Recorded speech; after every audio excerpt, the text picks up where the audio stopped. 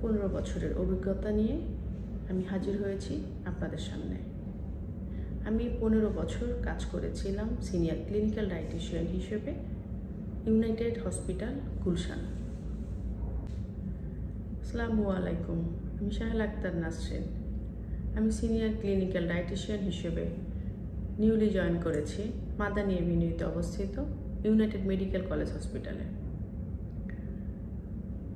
একজন অসুস্থ মানুষের চিকিৎসার ক্ষেত্রে যেরকম ডাক্তারের পরামর্শ এবং ঔষধ মেনটেন করা প্রয়োজন, ঠিক তেমনি প্রয়োজন খাদ্য বা পথ্য বিষয়টিও ফুলফিল মেনটেন করে চলা। কারণ হচ্ছে এক একটা পেশেন্টের জন্য, এক একটা পেশেন্টের বা এক একটা রোগের জন্য এক এক ধরনের ডায়েট বা গাইডলাইন আমরা দিয়ে থাকি।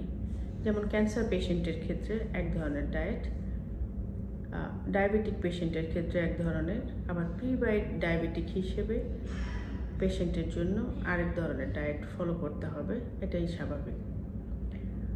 কখনো কখনো কিডনি পেশেন্টের জন্য যেরকম ডায়েট ফলো করতে হয় সেটা অনেকেই জানে না। কারণ হচ্ছে তারা গুলিয়ে ফেলে যখন ওই পেশেন্ট ডায়ালাইসিস পায়।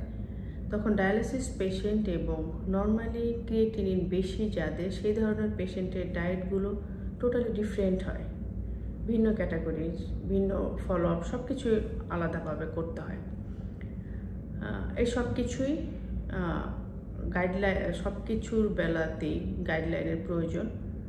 আমরা কখনো কখনো হয়তো বা ইউটিউব থেকে অনেক কিছু মেনটেন করতে পারি, কিন্তু properly follow up guideline directly না হলে আসলে এটা সলভ করা সম্ভব না বা সলিউশনও সম্ভব না।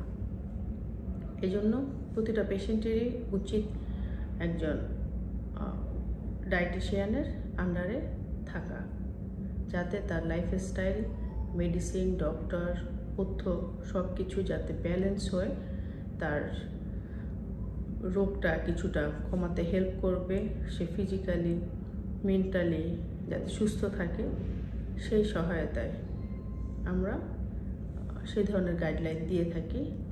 একজন ডায়েটিশিয়ান হিসেবে অবশ্যই আমি আপনাদের সাহায্য করার জন্য আগ্রহী। অবশ্যই আপনারা চলে আসবেন ইউনাইটেড মেডিকেল কলেজ হসপিটালে আমার কাছে। ধন্যবাদ।